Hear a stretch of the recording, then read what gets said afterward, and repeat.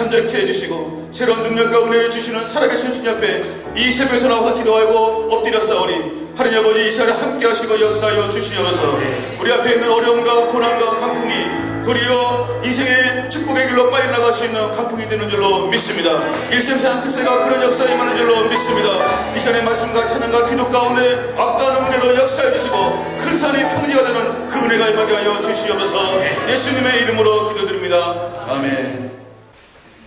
사도행전 15장 22절에서 29절 말씀, 제가 가지고 있는 신약성경 213면입니다.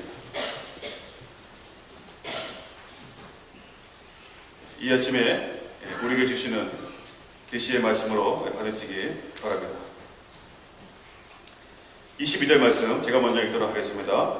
이에 사도와 장로와 온 교회가 그 중에서 사람들을 택하여 바울과 바나바와 함께 안디옥으로 보내기를 결정하니 그 형제 중에 인도자인 바사바라 하는 유다와 실라더라. 그 편에 편지를 붙여 이르되 사도와 장로대 형제들은 안디옥과 시리아와 길리기아에 있는 이방인 형제들에게 문안하노라. 들은즉 우리 가운데서 어떤 사람들이 우리의 지시도 없이 나가서 말로 너희를 괴롭게 하고 마음을 혼란하게 한다 하기로 사람을 택하여 우리 주 예수 그리스도의 이름을 위하여 생명을 아끼지 아니하는 자인 우리가 사랑하는 바나바와 바울과 함께 너희에게 보내기를 만기치로 결정하였노라. 그리하여 유다와 실라를 보내니 그들도 이 일을 말로 전하리라. 성전과 우리는 이 요긴한 것들 외에는 아무 짐도 너희에게 지우지 아니하는 것이 옳은 줄 알았느니 함께 있습니다. 우상의 제물과 피와 목매어 죽인 것과 음행을 멀리 할지니라. 이에 스스로 삼가며 잘 되리라. 평안함을 원하노라 하였더라. 아멘. 우리 시간에 박승희 목사님 나오셔서 주여 스스로 삼가 조심해야 할 것들이라는 제목으로 하나님의 말씀 선포해 주시겠습니다. 우리가 사도 베드로나 사도 바울이나 사도 야고보 이런 사람들을 보면서 한 가지 깨닫는 것은 참 이 사람들이 영적인 사람들이다라는 것을 이렇게 느끼게 됩니다. 그 이유는 무엇이냐면 주님의 일을 하면서 어떤 개인적인 사사로움을 이렇게 개입시키지 않는 모습들을 봅니다. 저도 이제 주의 일을 이렇게 하면서 이 개인적인 부분을 이렇게 세우지 않으면서 하나님의 말씀을 앞세운다거나 또 하나님께 정말 철두철미하게 기도하고 나간다거나 또 그리고 어떤 결론들에 대해서 철저하게 하나님의 뜻을 따른다는 것은 결코 쉬운 일이 아닙니다. 그렇기 때문에 참 어떤 결정을 내린다는 것이 쉬운 일이 아닌데 이 사도 베드로나 또 사도 바울이나 또 등장하는 사도 야고보의 공통적인 특징은 뭐냐면 어떤 개인의 얄팍함이나 어떤 개인의 어떤 생각들을 가지고 어떤 결론을 도출하고 내린 것이 아니라 철저하게 어떤 말씀, 또 기도, 또 그리고 하나님의 뜻 이런 관점에서 계속해서 살아나가는 것을 보게 됩니다. 초대교회는 계속해서 율법이냐 복음이냐 이런 문제를 가지고 대단히 어려운 그 상황 속에 직면해 있었는데요. 결론은 심플하게 났습니다. 오직 복음이어야 된다는 겁니다. 그리고 그 복음을 오직 믿음으로 가지고 가야 된다는 것이고 또 그리고 그렇게 하기 위해서 우리에게 필요한 것은 오직 은혜가 필요하다 이렇게 결론을 내렸습니다.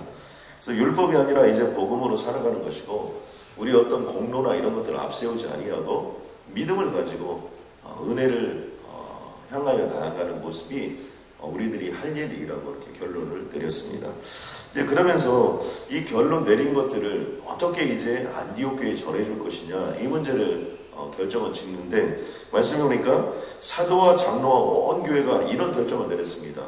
이제 사도 바울과 바나바를 보내는데 그들만 보내는 것이 아니고 함께 사람들을 보냅니다.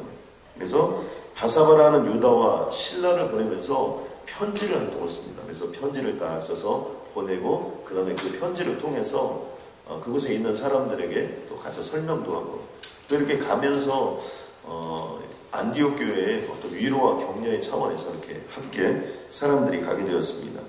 그런데 이제 이런 일들을 결정을 할 때 어떻게 결정이냐면 본문 가운데 등장하는 중요한 키워드 중에 하나가 만장일치로 이것을 결정했다는 겁니다. 저는 우리가 이것이 교회가 나아가야 될 중요한 방향이라고 생각하는데요. 문제가 결정되기 전에는 정말 뭐 이쪽에서 저쪽에서 많은 변론들이 있었고 간증이 있었고 또 그리고 격렬한 토론이 있었고 많은 어려움들이 있었습니다. 그럼에도 불구하고 그 모든 것들을 다 얘기한 뒤에 결론이 딱 났습니다. 그 결론에 대해서 만장일치로 결론을 내렸다는 거예요. 이 만장일치로 결론을 내렸다는 것은 뭐냐면 격렬한 토론 뒤에 that's it, 그걸로 끝이라는 겁니다. 더 이상 왈가왈부하지 않았다는 겁니다. 교회가 어려워지는 건 어떤 겁니까? 많은 격렬한 논쟁을 벌일 수 있습니다. 무슨 문제에 대해서 극한 대립이 있을 수 있습니다. 그런데 한번 결론을 딱 내렸다 그러면 그걸로 끝이라는 거죠. 더 이상 이제는 그 뜻을 모은 것들에 대해서 마음을 모으고 하나로 가야 된다는 것입니다. 그래서 저는 이 말씀을 보면서 이제는 앞으로 어떤 결정이 내려지면 결정 내릴 때까지는 최선을 다하고 결정이 내린 다음에는 궁시렁궁시렁 하지 않겠다, 이런 결론을 한번 내려봤습니다. 저는 여기 있는 모든 분들도 어떤 결정을 내릴 때까지는 신중하고 또 정말 하나님의 뜻이 무엇인가 정말 찾고 또 찾은 다음에 결론이 딱 났다 그럼 여러분 궁시렁 되지 말고 그 다음부터는 주님이 하시리라. 여러분 아멘입니까? 이런 좀 결단이 우리에게 필요하다는 것이죠. 편지의 내용은 두 가지인데요. 하나는 이방인들을 전도하는데 더 이상 무거운 짐을 너희에게 지워주지 않겠다는 겁니다. 그래서 이렇게 시작합니다. 성령과 우리는 이 요긴한 것들 외에는, 참 이 초대교회가 복되다 이것을 느낄 수 있는 것은 뭐냐면 성령과 우리는, 그러니까 우리 스스로 이 결론을 내린 게 아니라 성령님과 함께 결론을 내렸다는 거예요. 그리고 그 결론은 아무 짐도 너에게 지우지 아니하는 것이 옳은 줄 알았다는 겁니다. 그래서 무슨 예수 그리스도를 나의 구원자로 받아들이는데 먼저 할례를 해야 된다든지 어떤 율법적인 조건을 따진다든지 또 그리고 교회에 들어오는 어떤 여러 가지 절차나 이런 것들을 따지지 않고 정말 예수 그리스도를 믿음으로 말미암아 구원을 받는 바로 성경을 그대로 따르기로 했다는 그런 내용입니다. 또 하나는 그러나 우리가 구원을 받았다면 이 복음에 합당하게 삶을 살아야 되는 거 아니냐 하면서 몇 가지를 거기에 요청을 했습니다. 그 내용들을 보니까 우상의 제물과 또 그리고 피와 먹매어 죽인 것과 음행을 멀리할지니 이에 스스로 상가면 잘 되리라 평안함을 원하노라 이렇게 되어 있습니다. 그러니까 복음에 합당하게 생활했으면 좋겠다. 이제 너희가 정말 예수 그리스도를 믿고 구원을 받았다면 이제 믿은 자로서의 삶이 우리들에게 필요한데 그 중에 몇 가지만은 좀 여러분들이 삼가 조심해서 지켜줬으면 좋겠다 이런 얘기입니다. 그 첫 번째가 뭐냐면 우상 숭배했던 재물을 멀리하라는 겁니다. 여러분 지금 이 시대는 우리들이 이스라엘을 클로즈업시켜서 지금 현재 보는 거기 때문에 그렇고요. 이스라엘을 좀 확대해서 이렇게 본다면 지금 현재 로마 시대를 살아가고 있습니다. 로마 시대의 당시의 상황은 정복국가입니다. 그러다 보니까 수없이 많은 전쟁들 하면서 나가는 것이고 그 전쟁 속에서 이들의 종교는 다신교입니다. 그래서 로마의 장군들이나 로마의 군사들을 보면 중요한 특징이 하나 있습니다. 그것은 뭐냐면 온갖 신들을 표시하는 것들을 이런 데다 많이 이렇게 달고 다니는 것이죠. 가끔 이렇게 우리나라는 그렇지 않는데 북한 이런 데 보면 계급장이 막 위에서부터 아래까지 달려있는 거 보지 않습니까? 그런 것처럼 아무튼 이 마을에서 신이 강하다, 이 나라에서 어떤 신이 강하다 그러면 다 붙이고 다니는 겁니다. 왜냐하면 보통이 기본적으로 군대 가면 기본이 20년입니다. 그리고 웬만하면 군대 살다 군대에서 죽습니다. 그러니까 수없는 많은 전쟁 속에 살아남는 게 제일 중요한 거예요. 그러니까 가장 강한 신이 최고의 신이다 이런 생각들을 가지고 있다 보니까 다신교를 믿습니다. 그런데 이 다신교를 믿으면서 로마의 나라가 종교의 날을 정해가지고 모든 데서 다 종교를 이렇게 행사 같은 게 이런 걸 합니다. 그러다 보니까 이 시장에 나오는 음식이 보통의 경우는 이미 우상숭배의 재단에 올려뒀던 음식들이 나오는 겁니다. 그리고 그 음식들은 좀 싸요. 또 어떤 은혜와 자비를 베풀어주기 때문에. 그렇기 때문에 이 음식을 먹지 않았으면 좋겠다는 겁니다. 후에 이것은 이 금지령은 깨집니다. 지금 같은 경우는 우리가 이방 신자에 바쳤던 뭐였던 그런 음식 먹는 거 괜찮습니다. 여러분 상관이 없어요. 그래서 그냥 단지 음식으로만 먹으면 아무런 상관이 없습니다. 그런데 지금도 우리가 하나 조심할 건 뭡니까? 지금도 이방 신전에 바쳐졌던 이런 음식 같은 걸 우리가 좀 될 수 있으면 피해야 되는 것이 무엇이냐면 자꾸 그런 음식을 먹다 보면 그 이방 숭배, 이방 우상에 대한 그런 부분들이 우리에게 올 수 있기 때문에 조심해야 된다는 것입니다. 그런데 그 당시는 뭐 이방인의 재물들이 너무나 많이 있었고 이렇게 그런 부분이 확대가 돼 있었기 때문에 이런 부분에 대해서 조심을 했으면 좋겠다라고 얘기를 했던 것입니다. 두 번째는 피와 목매어 죽인 것을 멀리하라는 것입니다. 이 성경이 금지하고 있는 것 중에 뭐냐면 피를 먹어도 안 되고 피를 마셔도 안 되게 되어 있습니다. 또 그리고 특별히 목매어 죽인 것, 또 뭐 개를 잡을 때 목매어 죽여서 많이 때리면 고기가 연하고 맛있다. 또는 뭐 사슴에 어떤 살아있는 어떤 피를 빨아먹으면 굉장히 몸에 좋다. 여러분, 그런데 원래 이 피의 의식, 그 다음에 목매어 죽인 것들, 이런 것들은 어떤 역할을 하냐면 이 속에 악한 것들이 들어있다고 생각을 했습니다. 생각해 보세요. 우리가 피를 먹는다는 게 참 만만치 않지 않습니까? 또 목매어 죽인 것들, 얼마나 그것이 죽으면서 이렇게 발광을 많이 했겠습니까? 그래서 지금도 뭐 도살은 문화라고 합니다. 도살을 어떻게 잘해서 이렇게 편안하게 죽일 수 있느냐가 소위 어떤 고기의 육질이나 이런 것들을 중요하게 결정을 한다는 거죠. 너무나 잔인하게 죽이고 이런 것들은 그 속에서 얼마나 그가 살려고 몸부림치고 발버둥을 쳤겠습니까? 그렇기 때문에 좋지 않을 수 있다는 겁니다. 물론 지금 이런 것들은 뭐 구애를 받지 않습니다. 뭐 피를 마셔도 되고 뭐 목매어 죽인 것들을 먹을 수 있습니다. 그럼에도 불구하고 지금도 너무나 잔인하고 또 그리고 이상스러운 것들, 이런 것들은 우리가 될 수 있는 대로 피하는 게 좋겠죠. 또 하나는 음행을 멀리하라는 겁니다. 당시의 세상 상황을 보면 이 우상숭배나 피나 목매어 죽인 것, 음행 이런 건 다 똑같은 계열에서 나오는 겁니다. 이것이 단순히 분리돼서 나오는 것이 아니에요. 그것은 뭐냐면 당시 우상숭배에 가보면 가장 많이 있는 것이 뭐냐면 피가름이라고 해서 막 피 같은 걸 뿌리고 또 그리고 이 피에 관련된 것들이 굉장히 많습니다. 지금도 컬트라고 해서 어떤 이단들이나 이런 쪽에 가면 이 피가름이나 이런 것들을 많이 행하는 경우들이 종종 있죠. 당시에도 마찬가지예요.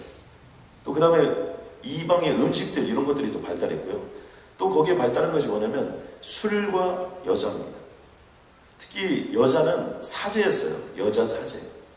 그렇기 때문에 공교원이 가서 우리식으로 표현하면 어떤 제사를 드리고 난 다음에 여사제와 은밀한 행위를 하는 것들이 그냥 공적으로 다 드러나 있었어요. 뿐만 아니라 당시는 노예 사회였기 때문에 우리가 보통 얘기하는 남창, 남자 창녀를 얘기하는 거죠. 이 남창도 대단히 발달되어 있었습니다. 뭐 노예제도다 보니까 그 정복국가 속에서 잘생기고 괜찮은 사람들이 이런 데를 수발되는 사람들이 너무나 많았습니다.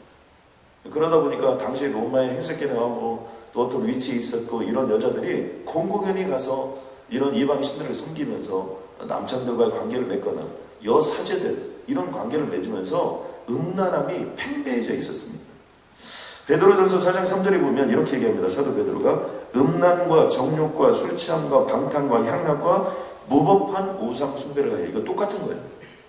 이게 따로따로 떨어지는 게 아니라 우상 숭배를 하는 이방신을 섬기는 일들이 음란과 정욕과 술취함, 방탕, 향락과 하나가 되어서 믹스업이 되어 있었다는 거죠. 그러니까 우상 숭배했던 재물을 멀리하라, 피와 목매어 죽인 것들을 멀리하라, 또 그리고 여기 음행을 멀리하라. 이 얘기는 이방 종교들을 멀리하라는 의미를 우리가 여기서 알 수 있습니다. 이것은 우리가 예수 그리스도를 믿었다면 이제 예수 그리스도를 믿고 너희가 이전에 그런 일을 행했다 할지라도 베드로는 이렇게 합니다. 이방인의 뜻을 따라 행한 것은 지나간 때로 족하더라. 설사 이방인들이 이런 문화 속에 살고 그런 삶을 살았다 하더라도 이제 예수 그리스도를 믿었다면 어떻게 돼요? 여러분 그것들을 정리하라, 그런 의미가 이것에 포함되어 있는 것을 볼 수 있습니다. 우리가 뭐 예수 믿기 전에는 뭐 점도 보러 다닐 수 있고 여러 가지 상황 가운데 있을 수 있습니다. 그러나 이제는 예수 그리스도를 믿었다면 어떻게 돼요? 이제 그런 것들은 잘라줘야죠. 여러분 어떻게 주사위를 던져가지고 인생을 알 수 있고 어떻게 쌀을 엎어가지고 이렇게 싹 세가지고 이렇게 될 수 있습니까? 여러분 그걸 믿고 산다는 것도 참 희한한 일이고 또 그걸로 밥을 먹고 사는 것도 정말 희한한 일이에요. 세상이 희한한 일 같아서. 또 여러분 예수 믿는데 술 먹는 거하고 예수 믿고 구원받는 거 아무 관계가 없습니다. 여러분 뭐 담배 피는 거하고 예수 믿고 구원받는 거 아무 관계가 없어요. 예수 그리스도를 믿으면 우리는 천국에 가는 것이고 여러분 예수 그리스도를 믿으면 그것으로 말미암아 구원의 역사가 일어나는 겁니다. 그런데 예수를 믿었어요. 자 그렇다면 어떻게 됩니까? 예수를 믿었다면 내 안이 거룩한 성전이 되었다면 그 성전을 불독으로 만들면 되겠습니까? 안 되죠. 그러니까 담배를 끊어야 되죠. 또 정말 그리스도의 성전이라고 하면서 날마다 이것이 술 취해가지고 방탕하게 삶을 살면 되겠습니까? 그러면 안 되는 거죠. 그렇기 때문에 술과 담배를 멀리하라고 하는데, 술과 담배를 강조하다 보면 어떤 현상이 나타납니까? 마치 이것이 구원의 전제가 되는 것처럼 해서는 안 된다는 겁니다. 저는 이 세 가지를 이렇게 보면서 이 성경이 어떻게 표현하냐면 스스로 이런 부분을 멀리하라고, 삼가하라고 얘기합니다. 근데 이 대목이 참 중요한데요. 그것은 무엇이냐면 당시에 10계명을 지키는데 율법, 규칙이 한 613가지가 있었습니다. 그러다 보니까 아무튼 이것을 지키는 사람들은 너무나 교만했고요. 이것을 지키지 못하는 사람들은 늘 시름에 있었습니다. 그러니까 지켜야 될 것이 너무나 많은 거예요. 얼마나 힘들었겠습니까? 그러니까 율법 그러면 그냥 머리가 진절머리가 나는 겁니다. 지켜야 할 것이 너무나 많고 해야 될 일이 너무나 많기 때문에. 그런데 이런 얘기를 하면서 뭐라고 했냐면 스스로 삼가. 그러니까 너희가 이것을 반드시 또 해야 된다. 이거 안 하면 이렇게 되고 이거 안 하면 저렇게 되고 이렇게 어떤 것을 목에다 그냥 걸어가지고 멍에를 만든 것이 아니라 스스로 이런 것들을 지켰으면 좋겠다라고 자유를 선포해버립니다. 여기서 한 가지 우리가 알 수 있는 것은 뭐냐면 신앙은 자유라는 겁니다. 내가 하나님께 구원받은 것이 너무나 감사해서 술도 끊고, 구원받은 것이 너무나 감사해서 담배도 끊고, 여러분 구원받은 것이 너무 감사해서 점도 끊고, 내가 구원받은 것이 너무 감사해서 그동안의 악한 습관들 이런 것들이 잘라진 것을 하나님이 기뻐하시는 것이지, 이거 담배 피다가 벼락을 맞으면 이 불똥이 더 세가지고 어떻게 되는 거 아닐까 이런 생각을 한다는 거예요. 술 먹다가 이거 벼락을 맞으면 갑자기 내가 이 술이 독으로 바뀌는 거 아닐까, 이런 하나님이 아니라는 거죠. 그러니까 우리가 그런 부분을 오해하지 말라는 거예요. 구원받은 것이 너무나 감사해서 여러분 새벽 기도에 나오게 되는 줄로 믿습니다. 여러분 아멘입니까? 저도요 133을 시작한 것이 너무나 감사해요. 그리고 133 시작했기 때문에 하나님께 내 자신을 산제사로 올려드린다는 게 너무나 감사해요. 저는 여기 있는 분들도 축복받은 분들이라고 저는 믿습니다. 여러분 아멘입니까? 133에 누구는 나오라고 제가 한 적이 없습니다. 다 자발적으로 스스로 나오시는 분들이에요. 얼마나 감사합니까? 이 부분을 하나님이 기뻐하신다는 것. 이 말씀을 통해서 우리가 알 수 있는 건 뭐냐면 우리가 스스로 자기 자신의 삶을 통제하고 하나님께 우리 자신을 올려드릴 때 하나님이 기뻐한다. 고린도전서 10장 11절에 보니까 그런즉 선줄로 생각하는 자는 넘어질까 조심하라. 그러니까 다른 말을 표현해보면 늘 스스로 우리 자신을 조심하고 겸손한 자리를 우리 자신을 이끌고 하나님이 기뻐하는 자리로 내 자신의 삶을 올려야 돼요. 여러분 세상에서는 열심히 일해도 손해볼 수 있지만요, 하나님 앞에는 온전히 올려드리면 절대로 손해를 보지 않습니다. 우리가 늘 조심하고 조심할 것을 보니까 이번에 중국이 일본을 추월하고 드디어 세계 제2의 경제대국으로 올라섰다는 뉴스가 이번 주에 발표가 됐습니다. 물론 공공연히 요즘에 중국이 세계 2위다 이런 얘기를 했지만 보통 그런 것들을 얘기할 때 GDP, 국내 총 생산으로 얘기하는데 이 GDP의 공식적인 통계가 나왔는데 이 공식적인 통계가 1위가 미국이고요, 2위가 중국, 3위가 일본으로 나왔습니다. 1968년 서독을 제치고 세계 제2의 경제대국으로 올라왔던 일본이 43년 만에 3위로 추락하게 됐습니다. 일본의 발표에 따르면 당분간 경제대국 2위를 추월하기는 어려울 것이다, 이렇게 분석을 했습니다. 저는 이 모습을 보면서 무슨 생각을 하냐면 여러분 미국도 마찬가지입니다. 언제까지 세계 경제대국을 1위로 수성할까? 그렇지 않을 수 있습니다. 근데 제가 미국과 일본과 중국을 놓고 이렇게 묵상을 해봤어요. 그런데 다 교만합니다. 미국도 무지 교만하고요. 요즘에 중국이 또 무지 교만해요. 일본도 무지 교만합니다. 제가 이런 모습을 보면서 여러분 교만하면 어려워요. 그러니까 여러분이 스스로 삼가 조심해서 하나님을 기쁘시게 하는데 여러분이 온전히 나아가기를 주님의 이름으로 간절히 소원합니다. 성경은 우리에게 이렇게 말씀하십니다. 먼저 된 자가 나중이 되고 나중 된 자가 먼저 된다는 거예요. 우리가 이 부목사로 있었을 때 우리 부목사들끼리 이런 얘기를 합니다. 언제까지 우리가 부목사를 하는 건 아니다. 이거 언제 어떻게 될지 모르는 거예요, 여러분. 정말 우리가 그런 얘기를 했습니다. 저희가 같은 나이 또래가 오정일 목사님 시절에 같은 나이 또래가 참 희한하게도 한 12명 정도가 있었어요. 그게 어려운 건데, 아무튼 그 같은 나이 또래가 그만큼 이렇게 숫자가 많았어요.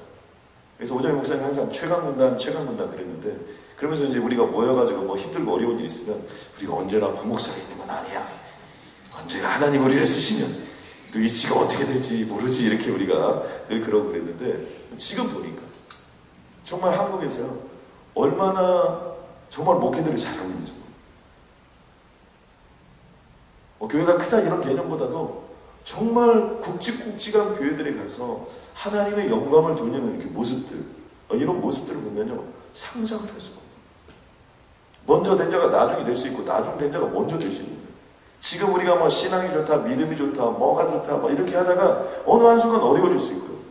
여러분, 지금은 정말 내 자신이 초라하고 보잘것없고 아무것도 아닌 것 같고, 정말 늘 새벽 기도만 찬성하고 있고, 정말 이렇게 내 인생을 보내도 되는가 이렇게 생각할 수 있지만, 하나님의 때가 차면 여러분 인생이 완전히 뒤집어지는 건 시간 문제예요. 여러분 아멘입니까? 지난 3년 동안 여러분요, 한번 인터넷 뉴스에 딱 쳐보세요. 지난 3년 동안 망한 기업들 딱 쳐보세요. 얼마나 많은지. 그러나 또 지난 3년 동안 이 틈새를 깨고 다시 한번 도약하고 또 새로운 길을 걸어갔던 기업들도 얼마나 많은지. 저는 그러므로 먼저 된 자가 나중 되고 나중 된 자가 먼저 될 수 있기 때문에 오늘 이 자리에 모든 분들은 나중 된 자가 먼저 되는 역사가 있기를 주님이 간절히 소원합니다. 아멘입니까? 또 하나 마지막 결론은, 하나님은 흠이 없는 것으로 하나님께 드릴 때 기뻐하신다는 것. 우리가 명심해야 될 것은, 하나님은 재물의 크기로 기쁨을 결정하지 않는다는 겁니다. 내가 소로 하나님께 드리면 굉장히 기뻐하시고, 양으로 드리면 그 다음 기뻐하시고, 비둘기를 잡아드리면 하나님이 비둘기밖에 없냐? 이렇게 서운하게 생각하시는 분이 절대로 아니라는 거예요.